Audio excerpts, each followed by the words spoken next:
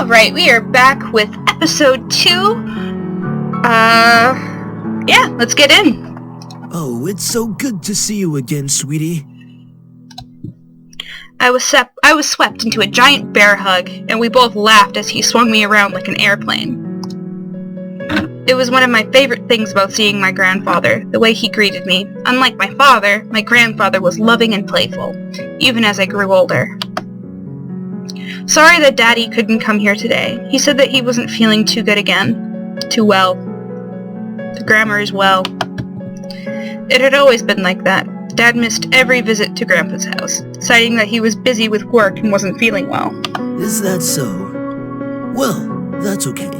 Daddy can come around next time. And you're here, right? Mm-hmm. Yeah. So, what are we doing today, Grandpa? Mommy says that there's a new dessert cafe open in town. Maybe we can go? Oh, I would love to. But I've been so busy with the company these days. We're actually working on a little something. Would you like to see? Toys. Oh yes, is it a toy? It is. I was designing a new line of them. But I feel like something's missing. You don't think you could help me out, could you? Of course. He placed the toy in my hands with a smile, and I inspected it carefully. It was beautifully crafted, and obviously a lot of work was put into it. There was one thing, though. So, what do you think? I think the heart on its chest should light up when you hug it. It'll be like it's alive, and it can be like a little nightlight before you sleep. I think that's an actual toy. Isn't that an actual toy? I don't know.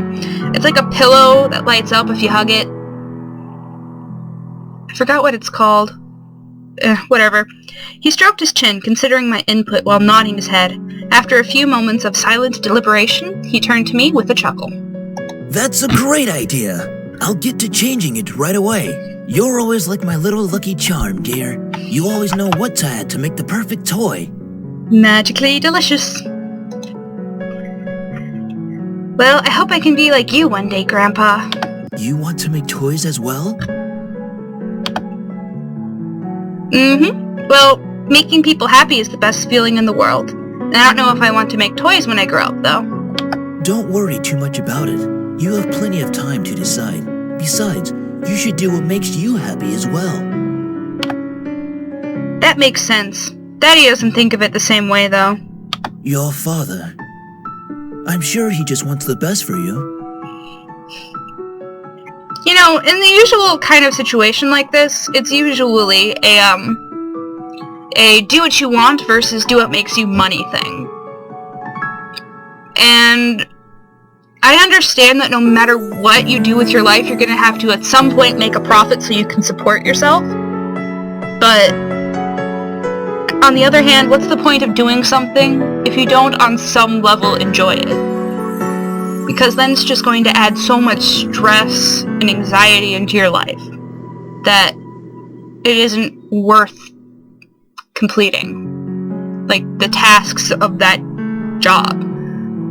So, even if you're talented at it, it can cause you unneeded stress because you always need to get better, you always need to work harder, you always have to do everything that you can, and if it's something you don't love that you're having to sacrifice yourself for, then what's the point? I don't know, that's just my take on it anyway. If you can find something you love that can also help you support yourself, more power to you. That's what we all should strive for. Sweetie, look at me. He bent down to look at me at eye level, with a serious look on his face. As much as your father may say something that doesn't make sense now, you must remember that he's always thinking about you. He loves you. There's no doubt about that. And you need to love him just as equally.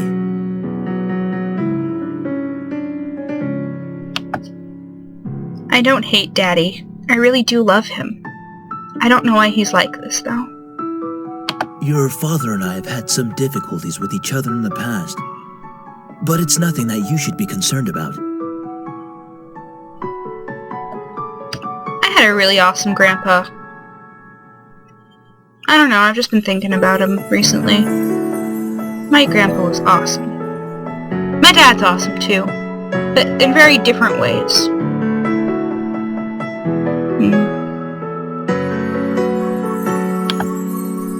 I had heard tidbits of this from my mother and various other people.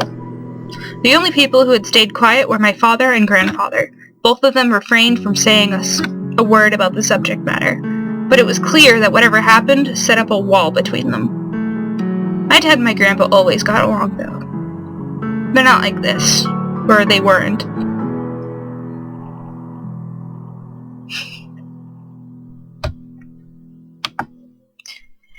It's hard, though, trying to pretend as if nothing were wrong. However, no matter what, you have to stay strong. You're a big girl already, and, well, there'll come a day when it seems like it's you against the world. But always remember that your family and friends will be here with you. Daddy, Mommy, your friends at school, me, we'll stand together to get through it. How can you be so sure of that? Because we'll be right here and here. He pointed his finger to my head first, and then he pointed it at my chest. So stay strong, promise? For a moment he looked almost sad, pleading. But as quickly as it had come, the expression disappeared from his face, and he was all smiles once again. Promise. Upon hearing that, Grandpa let out a great burst of laughter and stood up. All right then, enough of that. How about I whip up some special homemade dessert? I know I can't accompany you at that new cafe, but we sure can talk and eat while I cook and do some paperwork. Homemade dessert?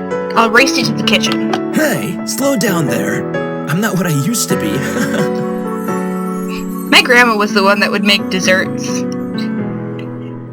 She would always, give me Ovaltine with extra chocolate mix in it, and she would give me raviolis, and Grandma was awesome too. She would spoil me rotten. That's what a good grandmother's supposed to do.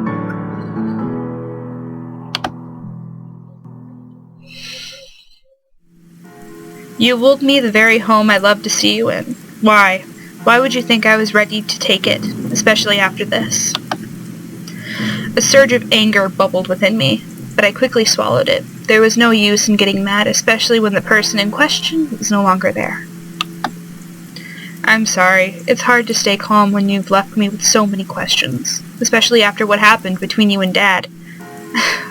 What am I doing? Talking to a grave. My vision blurred, and I suddenly realized that I was crying. My face heated up as tears rolled down my cheeks. I'll bring you some flowers later. I miss you, Grandpa.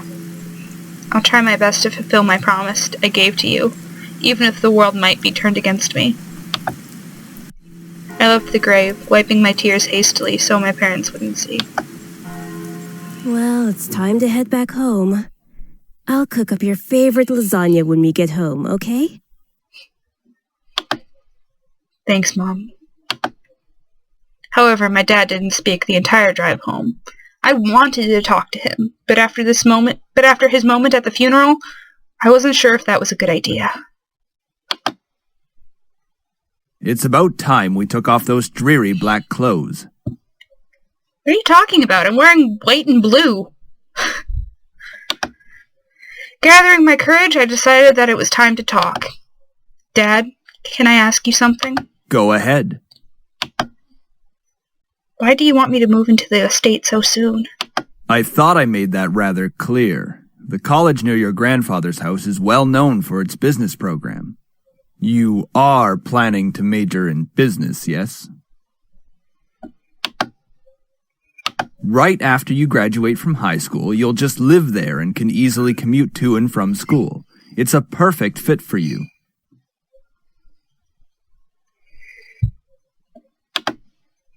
But it's so sudden. You didn't decide so quickly right after the funeral.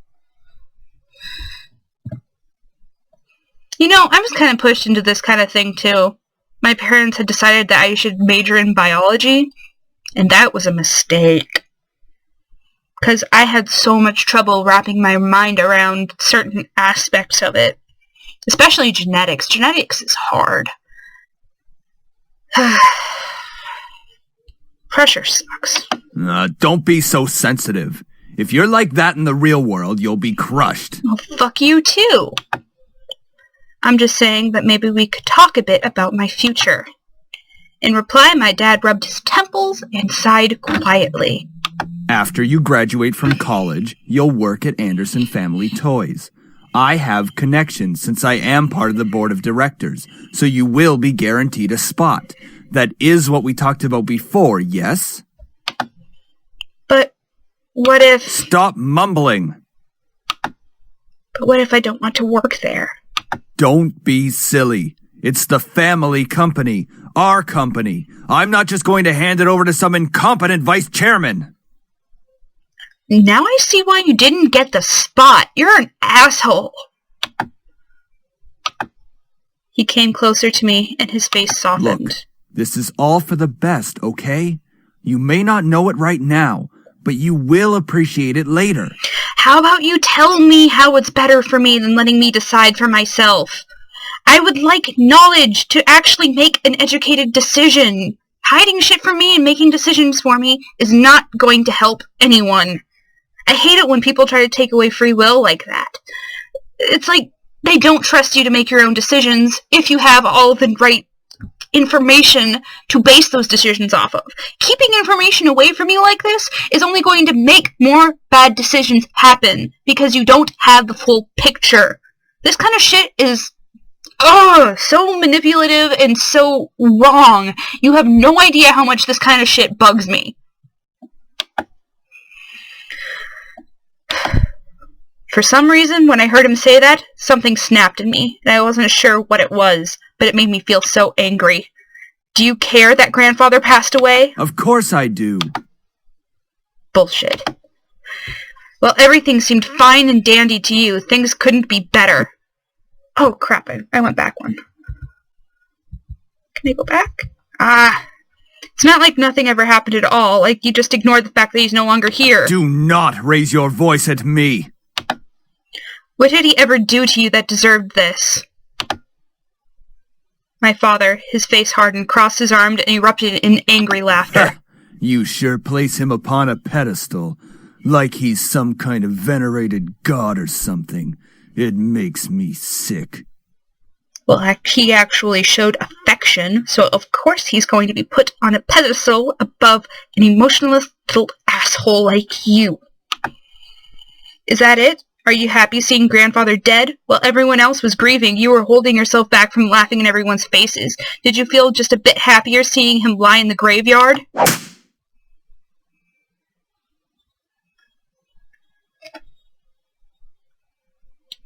Yeah, that happened. You don't know anything! Running your mouth like somehow you know everything that went on, when you're just a little girl that doesn't know how to keep her mouth shut!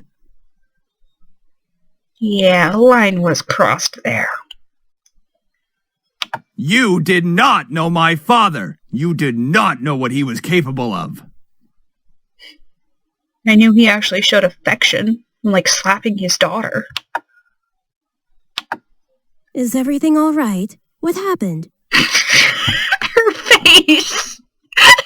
The eyes are what get me right now.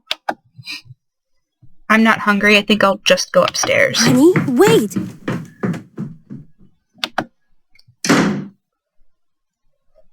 I quickly turned and ran upstairs to my room, slamming the door behind me. My breath came in short pants, and for a while, I just leaned against the door to my bedroom, eventually sliding down to sit against it. How did things become like this? My cheeks still throbbed, and I tentatively stood and looked at the mirror to see how it looked. Hopefully it doesn't bruise. What am I saying? Tears formed in the corner of my eyes, but I blinked them back rapidly. I couldn't cry for a second time today. I had to be stronger than that. Are you all right? Your father told me nothing happened, but you know your father. Yeah, my father's an asshole who slapped me across the face. In reality, I was only ever slapped once, and it was an accident. I was sitting too close to my mom, and my mom was in one of those rotating chairs, and she rotated around too fast while making a wild gesture with her hand, and she smacked me right across the face. I was surprised, but it was an accident, so it's no biggie. I'm fine. I just lost my appetite. The lasagna's done, though. And I don't want you skipping any meals. Are you sure? Lasagna takes hours to cook. How did you cook it that fast? Did you just take a flamethrower to it, lady? Don't worry about me, Mom. I'll come downstairs later to eat. You're not telling me the whole story. Sorry. I just don't want to eat right now. Please, dear. Tell me what's going on. I wish you would tell me why you're being like this. Tell him your dad slapped you across your face. I wanted to tell her. A part of me was screaming to tell her that Dad had done. At the same time, I knew she couldn't fix anything. Besides, I was moving out regardless. I remained silent, letting the event remain in the past. Well, I'll leave your food on the table if you want to eat it later. Finally, my mom left me alone. It was strange to think she was only a few inches away from me, only separated by a single wooden door. I really didn't know what to do. I needed to do something, anything, to get my mind off of what just happened. Anything would be better than thinking any more about the pain still radiating from my cheek. I was going to move into my grandfather's house tomorrow. I should probably pack my stuff so I would be prepared. Yeah, that's a good idea. I should start packing. I opened the closet, rummaging around for a while before I finally found 2 large bags, pulling them out onto the floor of my room. I then began to empty my drawers and cabinets so that I could bring all of my things with me. I didn't have much to bring, other than a few clothes and some toiletries. It was kind of bizarre that I didn't have many personal belongings. Yeah, I have a ton of personal belongings. So many art supplies. It wasn't like my luggage was completely devoid of them, but I certainly didn't have many things in my room that I would miss if I just suddenly left my house. I shook my head to rid myself of those thoughts. If it were going to be my new home, it would have to feel like it, one way or another. I was going to make it a home. I hope that's royalty-free. Just as I was packing my things, my cell phone began ringing and vibrating in my pocket. I slid my phone out of my pocket and answered it while slowly easing myself onto my bed. Who could possibly be calling? Hey, Anderson, you there? Is everything all right? We were worried about you, so we decided to call. Dot, dot, dot. Hello? I'm really glad you guys called. My voice managed to come out, though it was only a whisper. What happened? Are you okay? Well, I slowly began to tell them about the funeral that afternoon. A small silence followed when I had done recounting what happened, and to my relief, Naomi finally spoke up. I can't begin to imagine how you must be feeling right now. I'm so sorry.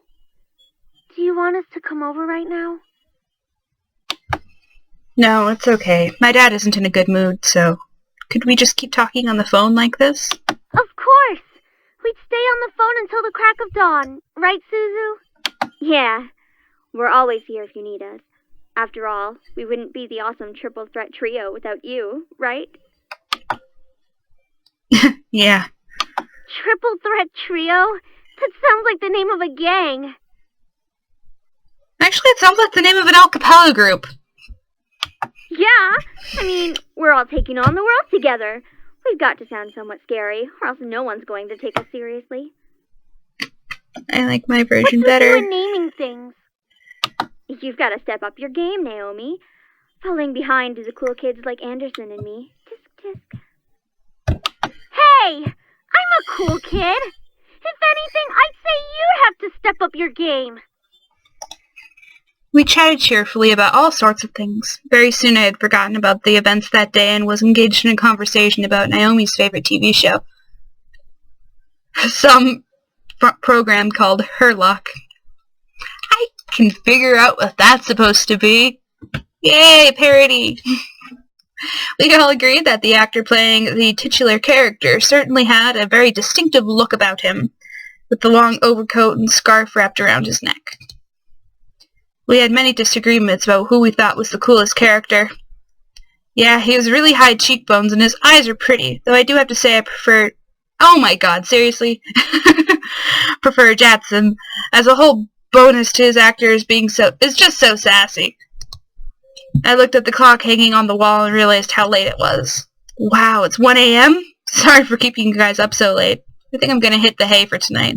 See you guys at school tomorrow. I should probably shower and go to bed. I can't believe I stayed up this late just to talk to my friends. Dude, I stay up till like 4 a.m. every night talking to friends. Don't even judge. But it was really nice. Well, to the bathroom I go. I took a relaxing shower. Nothing beat hot water. What? Okay, I think that's a grammar mistake. And the feeling of being clean. Nothing but hot water and the feeling of being clean. Yeah, sorry about that. After drying myself, I promptly dressed into my pajamas and crawled into bed. A nice hot shower after a long day. I'm so glad to finally be in bed. It had been a really long day. I knew that I was wishing for something to change back in class, but I certainly wasn't expecting any of the things that had happened today. Crap, I clicked out. Let me click back in. I curled up on my side and tightly wrapped the blankets around me. I really wasn't in the mood to be returning to school, but my dad probably would make me go just for the sake of it. It's time to go to sleep. I reached out to the lamp on my nightstand to turn off the lights. However, my mind was so lost in passing of my grandfather and the thought of inheriting something so big that it haunted my mind the entire night until the next morning.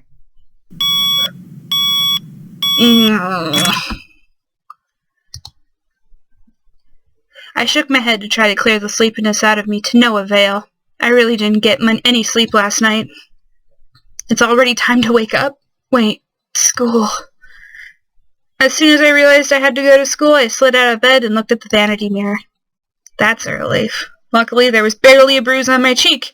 He had to squint to actually see it. I doubted anyone would actually notice unless they leaned in really close. Breathing out a sigh, I got dressed, took my backpack, and caught the bus to go to school. It wasn't even hours before everyone heard the news. Well, it's the next day. So, I was approached in school and given condolences for my loss. However, that wasn't what shocked my friends. Wait, so you have the whole Anderson house to yourself? Lucky as hell, man! Okay, that's kind of insensitive. Quit being so sensitive, Naomi. Quit being so vulgar, Suzu. Well, on the one hand, that was kind of a mean comment to make because I got the stuff because my grandpa died. But she's more upset about the language being used.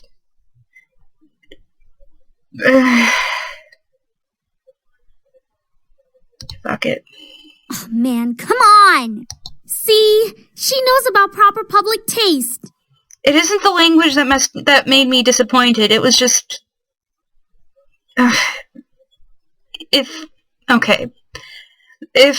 when your grandparents die and you get something for it, it's really cruel if you miss them so much and someone's just saying how lucky you are to have this one item. And it's not cool, so yeah. It's not about the language, it's about just the sentiment behind it. I know how to be a lady. Sheesh. Guys, I'm going there after school today because my parents want me to get used to living there. Seriously? It hasn't even been a day since you came back to school. Yeah, my parents are assholes. Still, that's really fast. Are you going to be okay? No. Of course, haha. But even in the comfort of my best friends, life seemed to be keep testing me. Oof. Hey! Don't go around shoving people like that. Whoops. Did I strike a nerve, Capini? How is she popular if she's so cruel? She's picking on someone whose grandpa just died. How is she popular if this is her thing? She let out a small laugh as she twirled her hair around her finger. Lisette, one of the last people I wanted to see today. It's not me you should be apologizing to. Oh, Anderson. Hey, how's it going? Oh, I'm gonna be insulted, aren't I? I'm alright. Haven't you already heard, Lizette? Of what? Her grandfather's passing. Well, I'm sorry about that. I don't really watch a lot of news. It doesn't really sound like you mean it. I do mean it. Earnestly. Why wouldn't I? Okay, so she isn't being mean just because the grandpa died. Typical Capini. Isn't her family involved with the mafia or something? I wouldn't be surprised if she brought out a bat from behind her back right this moment. Bitch. I had nearly forgotten that the crowd followed Lisette, which was mostly comprised of people that no one wanted to see on a typical school day. Earlier you said they were popular. If they're popular, why would no one want to see them on a typical school day? What the hell? No one had the slightest idea why exactly they followed Lisette around persistently, but they labeled themselves as social equals to her. That is out of line. Suzu comes from an honest family. Says the one whose family profits from political scandals. What? What does she do? What does her family do? Yeah, your dad doesn't make anything unless he's in the court with dirty politicians. Oh, lawyer. Okay. Well, it's his job. Hey, let's all calm down for a second, alright? I'm sure Anderson needs some time to recuperate. I mean, what just happened? We need to give her some respect. Okay, so Lisette's not that mean. She's just a bit off-putting. Yeah, I think Suzu said off-putting earlier. Stop acting like that, like you feel sorry for me. What are you talking about? I'm sure you're happy seeing me like this. You already have everything you've wanted, and now seeing me like this, life couldn't get any better. Bitterness seeped into me, and words started flying out of my mouth without filter. But honestly, I didn't care. I was so consumed by anger that I only saw Lisette in front of me.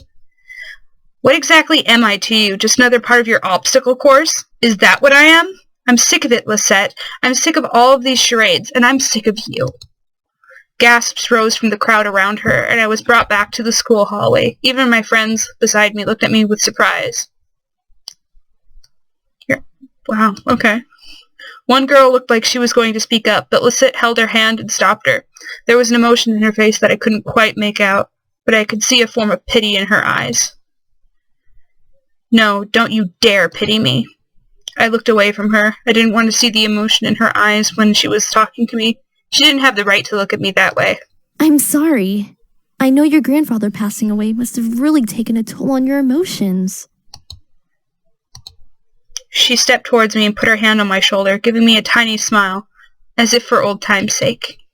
But for some reason, I didn't feel comforted at all. Not that I was just angry with her, but the expression on her face when she leaned in close to me contorted into something complex. Something was different about her.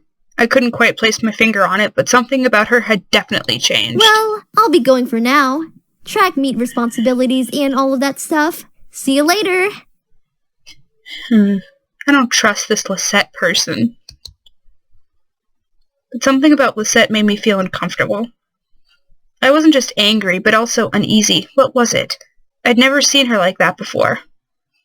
But I decided to pay no further attention to it. She continued running down the hallway with her gaggle of friends behind her. I refocused my attention to Miss Phillips, who was walking down the hall towards me. Is everything all right, girls? Nothing we couldn't handle, Mrs. P. Just a bunch of snobs. Suzu, hush! It was nothing, Mrs. Phillips. I see. Well, Miss Anderson, please accept my condolences for your loss. Thank you, Miss Phillips. Mrs. Phillips. Your grandfather was a good man. He really upheld the philanthropy of his company's policies, and the money that went towards charity, too. I know. He was amazing. I really looked up to him, and I wanted to be as good as he was. Well, I know that you'll be as great as your grandfather. Hell, you're already better than your dad. Hell yeah, she will. She'll be 10 times better than her grandfather. Would I? Would I really be better than my grandfather? Everyone seemed to have high expectations for me. I wanted to do my best and make my family proud, but to be better than my grandfather? I wasn't sure about that. From outside the school window, I saw a familiar blue car pull up to the curb. Undoubtedly, it was my father in the driver's seat. Oh, my ride's here. I guess I'll see you both tomorrow. Want us to come with you? Oh, no. It's okay. I'll be fine. See ya. Oh. Hey, Dad. Hey, honey. As I got into the car, I noticed my father looked troubled, clutching at the steering wheel and staring straight ahead, as if something was really bothering him. About what happened yesterday? No, it's nothing to worry about. I mean it. I shouldn't have laid a finger on you. You know that you're my most precious daughter. You're all that I have. Fuck you. Yet he couldn't bring himself to say what he could never say to me for such a long time. I wanted to hear those words to affirm how he really felt, but I guess even now he couldn't say it. I turned my head to look out the window. There was no point in waiting for something that was never going to come. And like that, he started to drive, and the conversation between us ended. I decided to focus my attention on the passing scenery. We were taking the usual route to Grandfather's house. It was located within the vicinity of the school district, but it was still pretty far from the school, and from where our house was. He had always lived alone. He insisted on doing things by himself, even at his age, living in such a large house. I wondered, did he pass away with no one at his side as well? It sounded so lonely and sad. It was strange to think he decided on living all alone in his large estate. If anything, he could have lived with us. Though he and my father probably would have given each other the silent treatment the entire time. Maybe living alone was preferable to that. I actually hadn't visited him for quite a while. Visits to his house were most frequent when I was a child, and I had grown up a lot since then. Last time I had visited, though, I thought he looked just like he usually was, happy and healthy. But things change. In the back of my mind, I knew that he would have to leave one day. It wasn't like humans could live forever. So why did my heart still feel so heavy? The car ride was mostly spent in silence, until he spoke up again. How was school? Maintaining your grades, I hope. Fuck you. My worth is more than my grades. I've been trying my best so far. Trying? That's not really doing the best you can, is it? Bastard! With my father, only some words I said were filtered through his ears. It was difficult to keep up a conversation without eventually talking about academics or my future, even if it was something loosely based on it. He always found a way to integrate it into whenever we talked. Anyway, your belongings are in the trunk. There isn't a lot, so I'm sure you can manage bringing them inside the house. After all, you are on the road to being independent now. Fuck you. I can manage on my own. The usual silence resumed between us. I really wasn't sure what to say about him, or around him, especially when most of the time we didn't share the same opinions. One question did linger in my mind, though. If he was going to justify acting so nonchalant about Grandfather's funeral, I had the right to at least know why.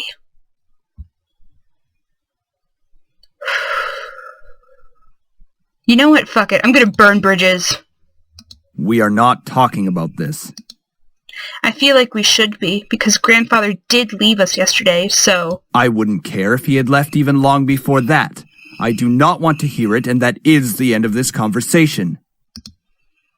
As always, he managed to shut down any form of conversation related to him.